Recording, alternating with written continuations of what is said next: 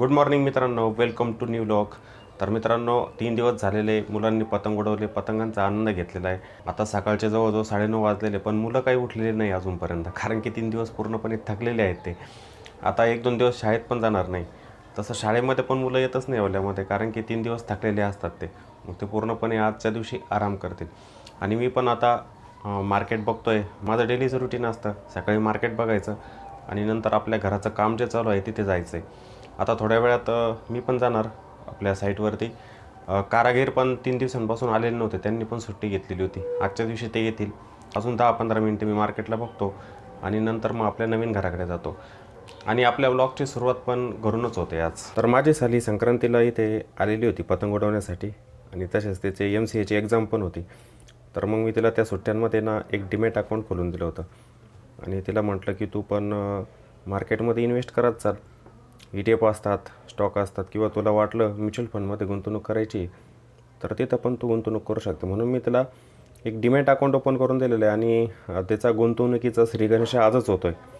तर मग मी तिला काय करतो आहे, ITVच खरेदी करून देतो आहे. इथं ITचे ETF जे आहेत ना, आपण सर्वजण ते बाय करतो बघा. थोडे ETF तिला आज बाय करून देतो आहे ITVच. थोड्या क्वांटिटी आहे, त्या जास्त नाही आहे. आणि नंतर त्याला शिकून पण देणार मग कशा पद्धतीने ते बाय केलं जातं. 11 क्वांटिटी बाय करून देतो तिला ITVच्या. म्हणजे तिची इन्व्हेस्टमेंट आजपासून चालू झालेली आहे. डीमॅटमध्ये पहिली इन्व्हेस्टमेंट आज तिची. तू पण नंतर शिकून घ्या. हो. आता इथं पोर्टफोलिओमध्ये इथं पोझिशनमध्ये आल्यानंतर आलं नाही काय, पोझिशनमध्ये लिमिटमध्ये पडली ऑर्डर, मॉडिफाय करू आपण त्याला. मार्केट ऑर्डरने बाय करू, मॉडिफाय झाले बाय. हे बघ पोझिशनमध्ये दिसते. आता उद्या ते होल्डिंगमध्ये येतील. तर आजपासून त्याची आता इन्व्हेस्टमेंट चालू झालेली आहे डीमॅटमध्ये. तर मी आता आपल्या नवीन घराकडे आलेलो आहे आणि बघतोय तर इथे ना गाई वगैरे आलेले होते वाटतं काल, कारण की 2-3 दिवस झाले माझा पण जास्त चक्कर होतच नाही. संध्याकाळच्या वेळेला इथे गाई आलेले होते वाटतं. जे पेंटर होते ना, त्यांनी मी मागे तुम्हाला दाखवलं होतं बघा. मागे मी तुम्हाला दाखवलं होतं, त्यांनी मुळा वगैरे लावलेला होता इथे. तर तो गाईंनी काल खाल्लेला दिसतोय पूर्ण. काही वाचलेले झाडं इथे, पण ते खाऊन टाकलेले. इथे होती मुळ्याची झाडं आहे ह्या जागेवरती, त्यांनी खाल्लेली. मी गुलाबाची झाडं बघितली, मी बघतो त्यांना. गुलाबाची वाचलेली झाडं इथं नाही आल्या गाई. इथं कोणी नसलं का त्या गाई येतात आणि झाडं खाऊन टाकतात पूर्ण. पेंटर पण आलेलं नाही, गेट वगैरे उघडलेलं आहे. काही वेळेला तर 11 वाजून जातात त्यांना. शरद भाऊ आणि हॅपी पण आलेले. आता सकाळी सकाळी आमचा पहिला चहा होता. चहा घेऊ शरद भाऊ आपण. घेऊ ना चला. रात्री दिवे उडवले का? अहो भरपूर दिवे, पुन्हा ते तोफा उडवल्या, कोणता तोफा? फटाकडे वरचा बार, असं वरचा बार. मी म्हणलं कोणती तोफ आणले तुम्ही? डबल बार उडवला. हॅपी पण येत असतो सकाळी सकाळी इथं. हे का चहा घेऊ आपण शरद भाऊ. घ्या ना. शरद भाऊ आणि आम्ही चहा घेतोय. हॅपी तू पितो का चहा? हे बाय, हॅपी चहा प्यायचं का तुला? चहा घ्या. इथं बापरे, या इथं साईडला सकाळी जेव्हा बघितलं ना मी, खूप पतंग होते. दुपारी पण होते, पण दुपारनंतर हवा जशी कमी झाली नाही तर पतंगच बंद होऊन गेले. हे माणसाने लय पैसे कमी का कोणत्या? हे बांधकाम चालू ते पोराने इकले पतंग धरून. अक्षय पण घर बघायला आला आहे, सोबत सर्वेश पण आला आहे, अन्वी पण आली. अन्वी, घर बघितलं तू? बघितलं ना? बघितलं ना घर? कसं वाटलं? इकडे ग्राउंडवरती एक जण आज पोलीसमध्ये भरती झाला आहे, तर मग त्यांनी इथे DJ पण लावलेला होता आणि त्या विद्यार्थ्याचं स्वागत पण त्यांनी केलेलं होतं. इकडे सर्वेश, हा पतंग पण आला होता काल बघ इथं.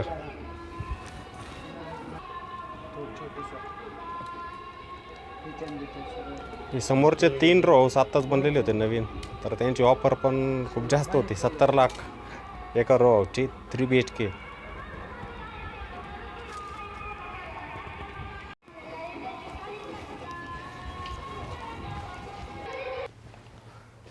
आज कारागीर पण आले नाही, त्यामुळे काम पण स्टॉप. आज 4 दिवस झाली सुट्टी कारागिरांची.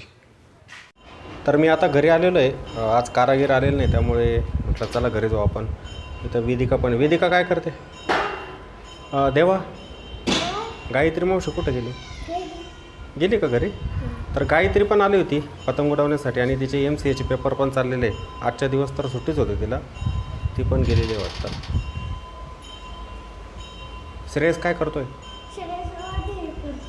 आतमध्ये बसलेलं आहे का? श्रेयस, या सरी ठेवून द्या बरं का आता. ठेवून द्या आतमध्ये आता. तर 2-3 दिवसांपासून एक प्रॉब्लेम होतो आहे. एक ड्रावर आहे टेबलचं, तर त्याच्यामध्ये ना माझे डॉक्युमेंट्स आहे. 2-4 डॉक्युमेंट ठेवलेले त्याच्यामध्ये, लॉक केलेलं होतं आणि तो लॉकच खराब झालेला आहे.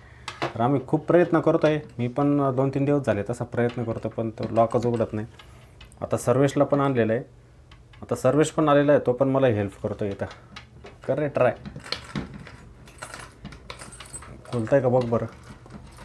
ते आतमधून थोडंसं गॅप पण आहे, थोडं उघडलं जातं आहे, पण लॉक जो आहे ना फसला आहे वरती, निघत नाही. थोडं या साईडला टॉर्च दाखव बरं. या साईडला फिरव बरं, लॉक फिरव. उघडला, फायनली उघडलेलं आहे. वा, शाबास. कसं होतं पॅकेट याच्यामध्ये फसलेलं होतं लॉकमध्ये, त्यामुळेच उघडत नव्हतं.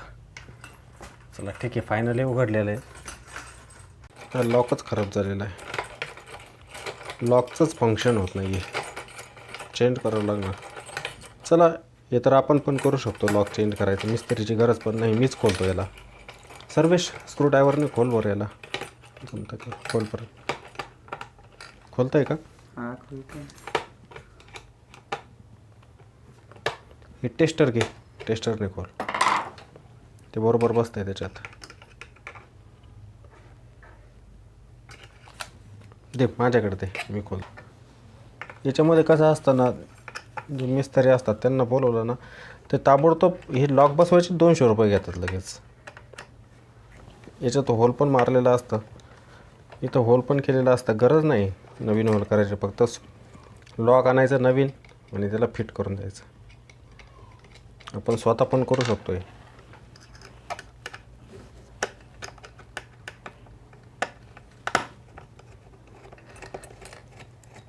आता आतमध्ये निघून येणार होते. 2 स्क्रू मी खोललेले याचे. हा लॉक आता याचा एक सॅम्पल घेऊन जातो. बघा बस, हा लॉक आहे, याला चेंज करायचं आहे आपल्याला बस.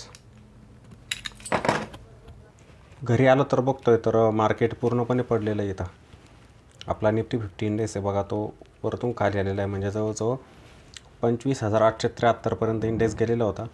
इथला सपोर्ट जो आहे ना आजच्या दिवशी, तो ITचा आहे. Infosys, Wipro, TCS, SCL tech stock खूप छान वरती जात आहे. मी पण मग ITBजमध्ये प्रॉफिट बुक केला आणि एंजल वन स्टॉक, तर त्याच्यामध्ये पण मी प्रॉफिट बुकिंग केलेलं आहे. माझा पण स्विंग ट्रेड त्याच्यामध्ये चालू होता. कॅपिटल मार्केट रिलेटेड जेवढे पण स्टॉक आहेत ना, grow, angel one, PSE, CDSL, या आजवरतीचे पूर्ण. निफ्टी 50 इंडेक्स खाली आहे. ITचा सपोर्ट आहे पण इंडेक्स खाली आहे, कारण की रिलायन्स पण चालत नाही. रिलायन्समध्ये होती ती जी, पण नंतर रिलायन्स पण खाली येऊन गेलेला आहे. मिड कॅप, स्मॉल कॅप ते पण खाली दिसत आहे. निफ्टी बँक इंडेक्स आहे वरती.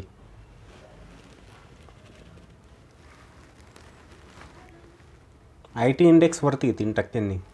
त्यानंतर मेटल पण आज निगेटिव्ह आहे, नाही तर मेटल डेली रॅली द्यायचा बघा. मेटल निगेटिव्ह आहे.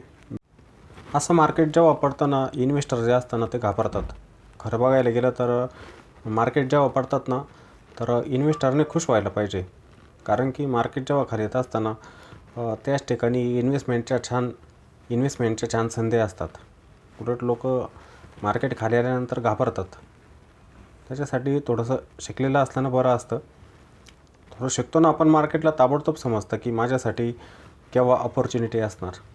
दिवसांपासून आमच्या घरी पाहुणे पण आलेले होते संक्रांतीसाठी. माझी साली पण होते आणि आमचे काही दुसरे पण पाहुणे आलेले होते. तर त्यांनी पण पतंगांचा आनंद घेतला आणि संध्याकाळच्या वेळेला मी त्यांना आता इथं घरीच आणलं होतं, आपल्या नवीन घरी. त्यांना घर वगैरे पण दाखवलं, त्यांना घर पण आवडलं खूप आणि त्यांनी 2 दिवस मजा पण घेतली पतंगांची इथे. तर आता संध्याकाळची वेळ झाली आणि जवळजवळ 4 दिवस ते कामाला चाललेले नाही. तर घराच्या कामात असं असतं, हे कारागीर लोक येत नाही आणि आपलं काम जे असतं ना ते पण पेंडिंग राहतं आणि आपली पण धावपळ होते जास्त. खूप हॅरासमेंट होते कामामध्ये, कारण की 1 वर्ष झालं आहे मी खूप झेलतो आहे घराचं कामाचं. आता आपलं स्वतःचं घर असतं, आपलं स्वतःचं घर आहे, त्यामुळे आपल्याला थोडे कष्ट घ्यावेच लागतात याच्यामध्ये. ठीक आहे, तर आता लाईट वगैरे लावतो मी आणि लाईट वगैरे लावून आता घरी जातो पुन्हा. ठीक आहे, जर तुम्हाला व्लॉग आवडलेला असेल तर सर्वांनी लाईक आणि कॉमेंट नक्की करायचं आहे. आपण भेटू एका नवीन व्लॉगमध्ये. जय हिंद.